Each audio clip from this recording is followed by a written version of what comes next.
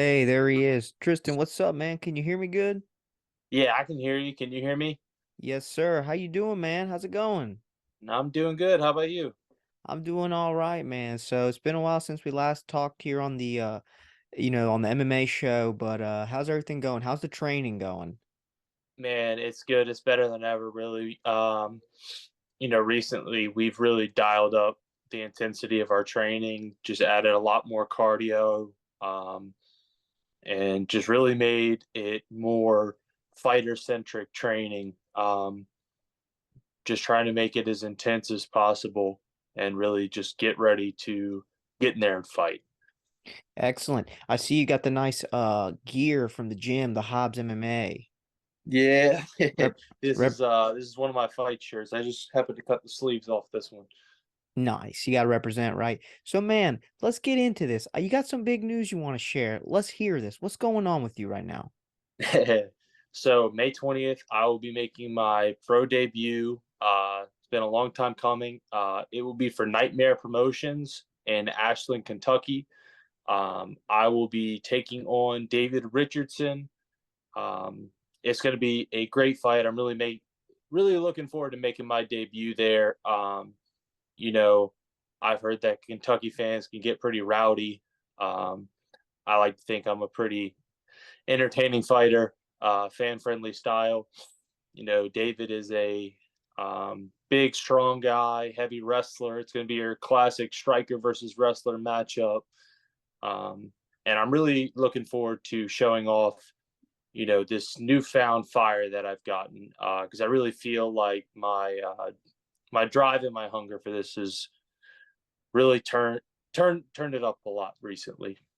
Man, that's excellent to hear. So take us back a little bit to the moment when you found out that you were going to be taking this fight at the pro level. How did this go down? So in a little bit of an unconventional way, icebreaker. My last fight at the end of February for Cagezilla, I lost the unanimous decision, and I'll be totally honest. Or pretty much that whole camp and really throughout fight week and then really came to a head on fight day. I had you know things have been going pretty well for me in terms of my life. I got engaged. I was able to purchase a house. I got promoted in my job at the bank where I work.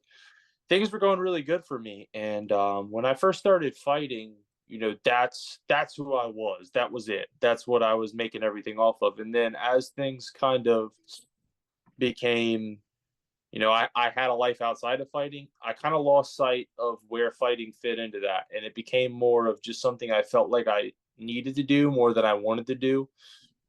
And, first of all credit to Julio Brody. He's a great fighter. There's not taking anything from him. But, I really just didn't want to be there. I didn't really care about any of it. The first round, I kind of just went out there and did whatever. Just kind of wanted it to be done. Um, but then in the second round, my coach was like, "Hey, man, if this is it, if you never want to do this again, then just go out there and give it what you got." So for the next two rounds, I went in there and gave it a good fight. I didn't come out with my hand raised, but I kind of sat with that for a little bit with where my head was at, and I kind of realized that maybe I don't need to fight anymore. Maybe I don't have to, but I damn sure want to. So I really turned my training up and just recommitted and dove headfirst into it. And I can honestly say, for the first time in a long time, I am ecstatic to fight. I cannot wait till May 20th. I wish it was tomorrow, honestly. My weight is great. I think it's just going to be such a great matchup. You know, let's not make any two bones about it. Everybody thinks that the way to beat me is to wrestle me. So everybody thinks that that's what this guy's going to be able to do, is come in there and lay on me and hold me down for 3 rounds, and that's where we're going to go.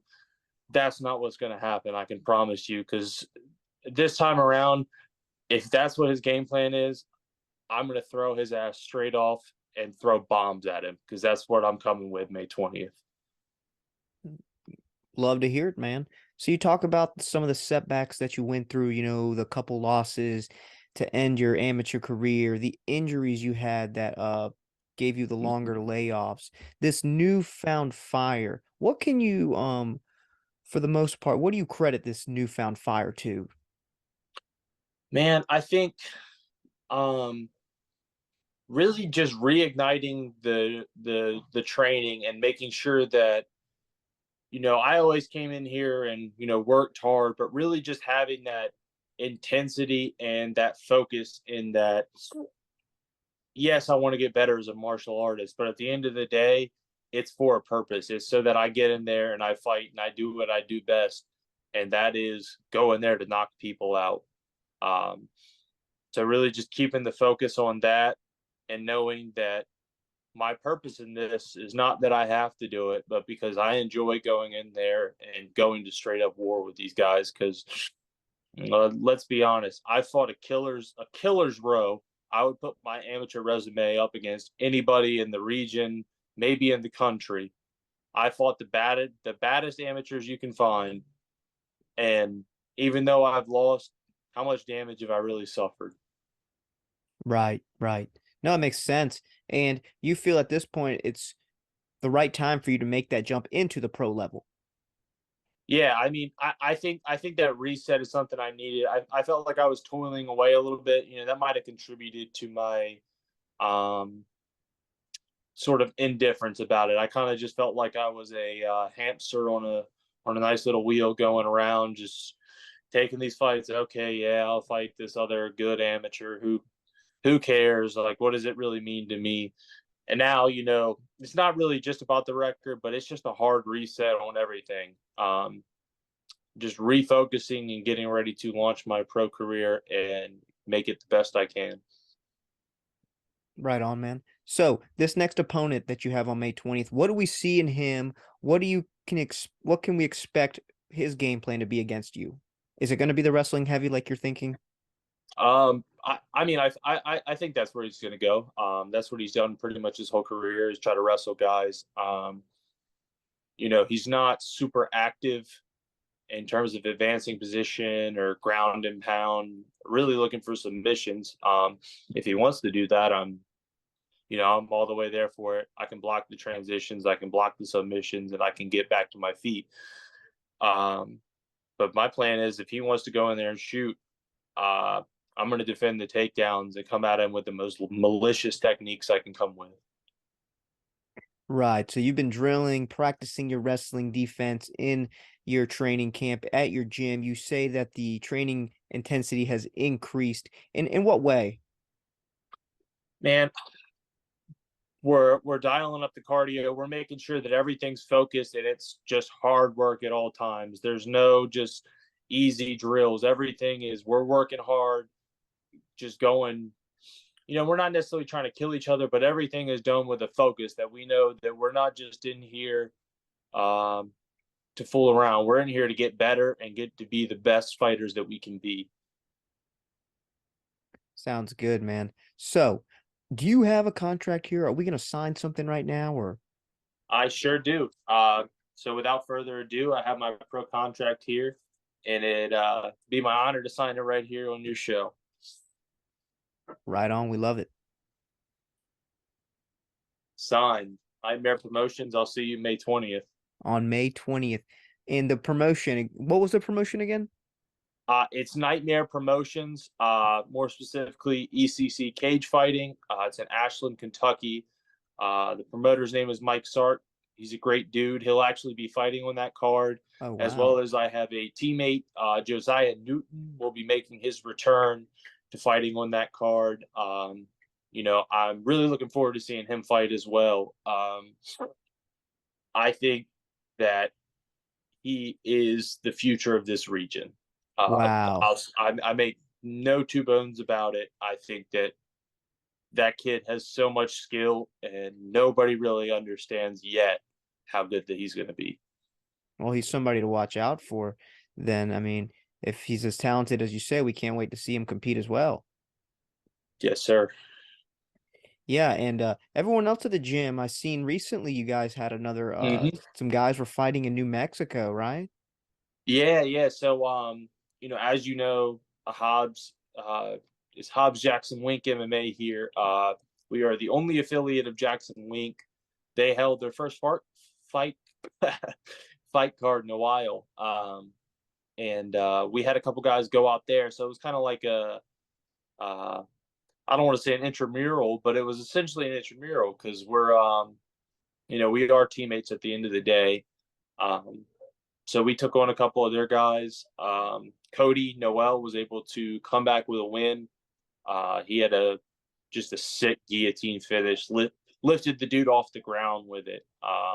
Definitely, keep a lookout for Cody and Sean and Vince, though they weren't able to come out victorious.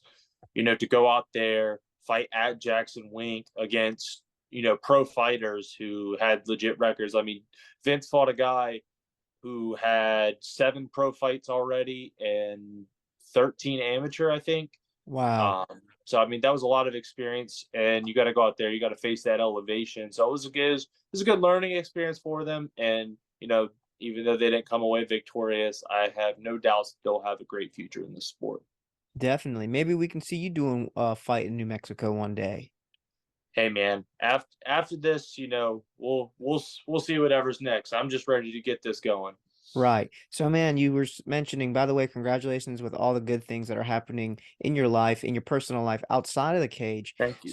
With all that going on, and the injuries and the setbacks, and now you're taking this pro fight, you get the win on May 20th. Where do we go from there? Fight again as soon as possible.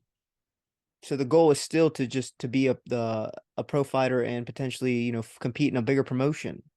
Yeah, most definitely. That's where the aim point is. I'm just really dialing in and refocusing on everything now. Just making sure that I'm getting better every single day and becoming the best fighter I can be because I know at my best, um, I can knock anybody out with one punch and I could damn sure take one. Excellent, man. So continuing to chase your dream, we love it. You have the ability to while you're able to. That's great, man. And it's encouraging to others to see a young man like yourself out here chasing your dream. You've dealt with adversity, you've dealt with setbacks, but you're still going forward. You're believing in yourself and you're putting in the hard work, and that's what really matters. Yes, sir. I appreciate that, man. Yeah, man. So is there anything else that you'd want to say to anybody, to the fans, to all anyone that's following your career to this point? What do you have to say? Man, you know, just with going ahead and getting this contract signed, again, I'm very, very excited to make my debut for Nightmare Promotions. This matchup with David Richardson, I'm not sure where we'll be at on the card, but I have a feeling that it is going to be the big fight of the night. I'm coming in there to put on the best performance of my career and show something that, you know, I don't think anyone's seen out of me yet. You've seen me knock people out, but I don't think you've seen the level of violence that I'm going to try to inflict on May 20th. I'm coming in there to rip his head off. There's no hesitation. So confidence is key. Again, that's May 20th for Nightmare Promotions in Kentucky. Tristan Scarborough taking on David Richardson. And this fight is going to be at middleweight or light heavyweight? Yep, it'll be at 185 pounds. Feeling great. The cut's been good. I've had some hard cuts in my career. This is not going to be one of them. I've been, dieting and being strict about it since my last fight. So, we're over a month out and I'm only about 20 pounds off. So that's way ahead of the curve of any other time in my career. And that is where we're going to be seeing you compete at the pro level is 185. That is Most your home. definitely. Most No more, definitely. no more jumping up the light heavyweight, at least not right now. Yeah. When you're an amateur, sometimes you just got to do stuff to get fights. And sometimes that's what you got to do to get the best opportunities. But, at the pro level, I really shouldn't be competing at anything higher than 185 pounds. I think it just hinders my speed and, even my cardio. I just think I move better. I hit harder. Um, and just am an overall better fighter at 185 pounds. Right. Well, you found your home there, Tristan. Again, we want to thank you for getting on here, for breaking this big news, signing the contract on the show. We're excited for you. We're hopeful. We can't wait to see you compete on May 20th. And go get them, man. All right. Hey, I appreciate it. Make sure you tune in. Okay, we'll be tuning in. When the fight gets closer, give us the links to be able to watch on pay-per-view. So all your fans here back at home, back in North Carolina, back on the Outer Banks, can tune in as well. Hey, will do. Appreciate you. Shout out Hobbs MMA. I love all y'all. All right, man. We love it too. You have a good one, Tristan. Thank you. We'll You talk too. soon. Thank you. Yes, sir.